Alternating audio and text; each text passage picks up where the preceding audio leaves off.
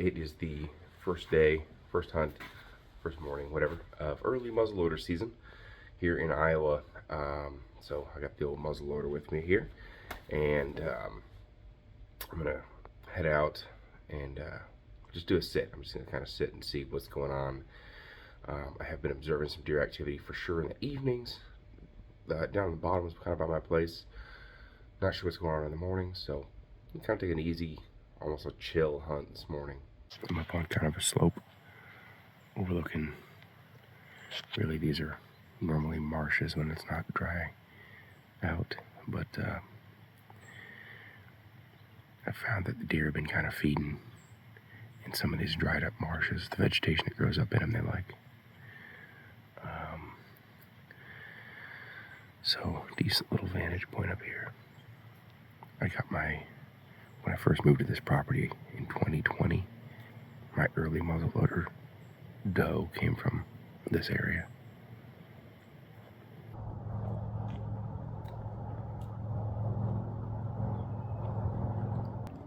Well, I wasn't paying attention 10 minutes ago. It was a doe. I was watching kind of over here and sort of daydreaming. I look over and there's a doe right here. Like I shifted my weight, shuffled a little bit. She was like right here, like 40 yards by herself. So would not have had a problem shooting her. But she saw me and just bolted.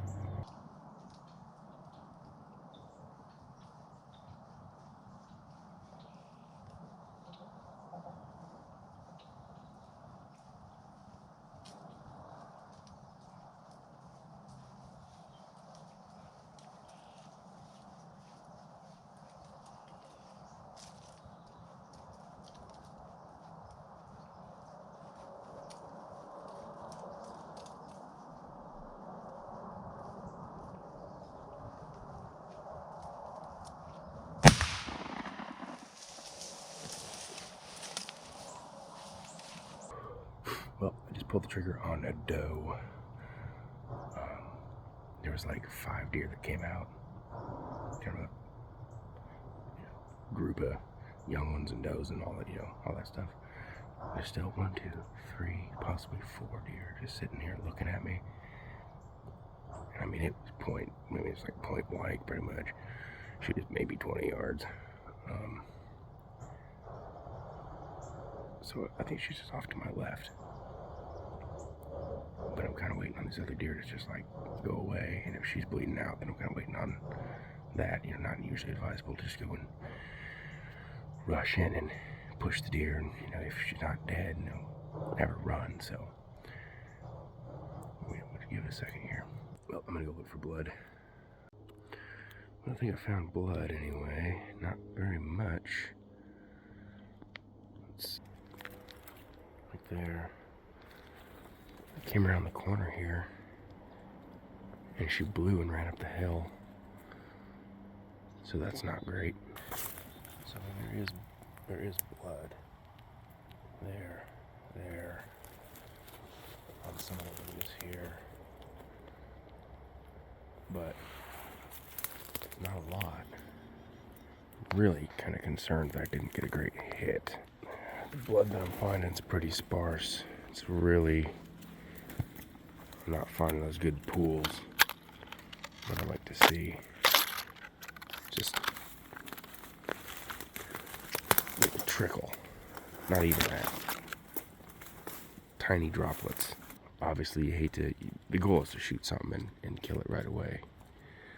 But if I didn't do that, I'm hoping at least, and she's not, maybe she's not terribly wounded. The blood that I'm finding is like that. See, along a little leaf here and there. Just not much. Well, obviously I hate to wound anything. That sucks. That's only the second time in my life I've drawn blood on a deer and not found it. I'm gonna keep looking. I'm gonna pack my stuff up here. There wasn't much blood and it didn't go for far. So I'm guessing it was a flesh wound. I don't know how. It was so close.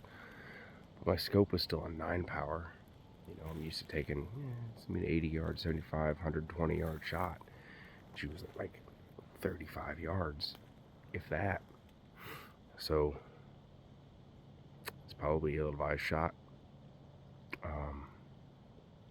You know, like I think she was at 150 yards and closed to 35 really fast, and it's probably like, oh, I gotta hurry and take the shot. Like she was kind of trotting, and you know, the scoping on 9 power is just like brown in the entire scope. So yeah, in retrospect, would have done that shot differently. Well, I did not come across any more sign of that doe. I'm thinking with the way the sign looked, I mean, I don't think it's gut shot, because there's not like fat or stomach contents or anything like that coming out. It's just some blood, and there was not any pools, there wasn't any spraying. So I don't think I hit her hard. I mean, it sucks to wound something, but you know, so these critters can be pretty tough. So hopefully she'll recover from it fine. So when I bumped her, she sprung off pretty quick. So I think she'll probably be all right. Sucks, but you live and you learn. Well, we are officially in the golden hour, so hopefully I'll see something. Piper is also hunting with me. I don't think I mentioned that. He came down for the evening. He's hunting about 300 yards away or so in another field, so maybe he'll get something too. Let me just get my stuff packed up here. We had 16 minutes of shooting light left, and I just heard Piper shoot. So we'll see what that yields. You did indeed get a deer in that shot I heard. And he does have a huge body. I mean, oh yeah. I mean, neck is swole up. For reference, Piper's 6'6". His hand is I've got on the neck. 9-inch spread on my hands. Yeah. But he's got just monstrous. Super tall. Tall and tight. He's he's plenty old deer. Yeah. Big old head on him, big body on him.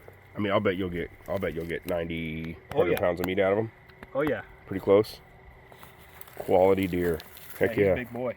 Awesome. We're gonna get him loaded in that cart, and we're ways back in here. We're gonna get him out of here. Yeah, that's part of the battle on public is, you know, if you're gonna kill them way back in here, which is where they're hiding, then that's how you get them out. Yep. And I can say from dragging him out of that ditch he was in, you're not dragging him. And the nice thing about public is if you want to do the work, they're here. There can be some deer to have. Yeah, he did just what I thought on a windy day. He came to where the wind wasn't. Yep. Nice little choke point. You got bedding and food and water kind of all mixed in right here, and it narrows down to about 175 yards wide. Said your shot was probably 75 yards? Yeah, about 75 yards, quartering away. They came in here, came out the other side. So I mean, I hit him about 75 yards. He spun around and ran down in this hole, and I thought he was going to run, so I was going to hit him again. And I mean, he spun around, came down to the bottom, and took about 2 steps up the other side and spun back down and just collapsed. Yes. And I mean, it was from shot to dead. He was, I mean, it was maybe 10 seconds. He got her. The old I used the 300 grain power belts, and I mean they hit hard. Perfect. Yeah. Yeah. So now the work begins. Yeah, I'll get your picture with him too. Oh here, yeah, real quick, yeah.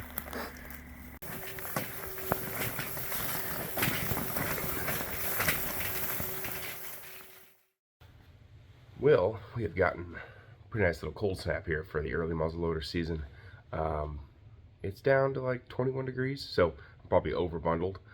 Wouldn't bundle up this much when it's 21 degrees in December or January, but for October, it's chilly. So it's been really cold the last couple days. So I'm going to see, hopefully this cold snap is going to kick off some activity, but we shall see. So I'm going to head out right now. We'll walk down to the spot and start deer hunting. There's a few right there. Mom and 2 young ones.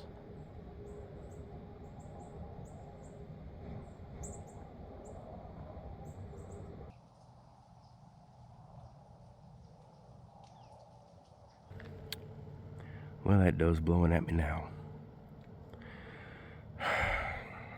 I've had some real powder problems with this lately. I switched to using pellets. You can see the smoke still hanging out there. This doe that's blowing, she came out here. She was hanging around down here. She was uneasy. And she walked out right here. 88 yards. You know, stopped, broadside.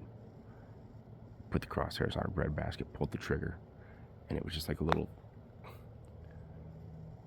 smoke grenade. It just went phew, and I don't know, my slug rolled out the end of the barrel and went 5 yards. So anyway, not very happy about that situation. So now I'm gonna go back up to the house and clean the muzzleloader and try to figure out what the hell the problem was. Well, I'm out for the evening sit right now. I'm sitting in the bottom by my house, which this is a pretty good spot, generally. This is a spot that some evenings I'll just sit in the corner of my pasture with my binos and watch the deer. I'm relatively confident that I'm in a good area. They have been here recently. I mean, relatively recently. As the days have gotten shorter, I've had less time in the evening to glass. So I'm not sure if they're still using this area and feeding and stuff like that or not. But I'm going to find out, that's for sure. Only got about 30 minutes of shooting light left, a little less. I've only seen one deer so far, which is a little underwhelming. Got a little bit of a walk still to get up to the house. That's in my barn. Plus, I gotta pick this stuff up. So, per usual, I usually like to leave myself a little bit of time to shoot, to walk back, but I don't know. Don't know whether to hold them or whether to fold them. Well, there's just a few minutes of shooting light left. I'm gonna start walking out in case something pops out on the way out and I can shoot it. This spot is, I'm kind of bummed out. I've only seen one deer here, and she wasn't really hanging out. She's kind of going from A to B. A month or two ago, there were deer all over the place in here. That's not to say they're not here nocturnally, but they're not using it like they were before. This is a dried up marsh. They were, once the marsh dried up, the vegetation came in and all that green and fresh stuff they were feeding on.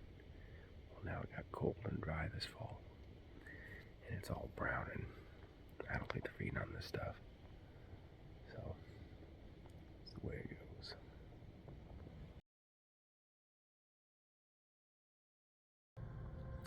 I pretty much just have this morning to hunt and tonight.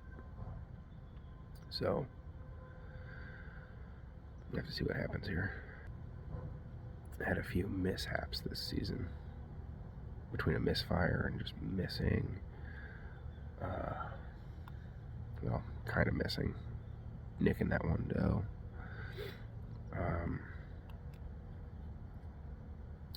And like the food sources that I was planning on hunting didn't pan out. They kind of dried up and died off a little faster than I thought. It went from green to brown real fast. So that threw a wrench in my plans. It did not happen that way last year. These dry marsh bottoms were all like green vegetation, but again, it was warmer weather throughout the fall a little bit. It didn't get so cold. We didn't have a hard frost so soon, and it was wetter. Like we haven't had any rain this fall at all. So, you know. Well, it's Saturday afternoon. Piper and I are walking into a spot that's pretty tough to get to.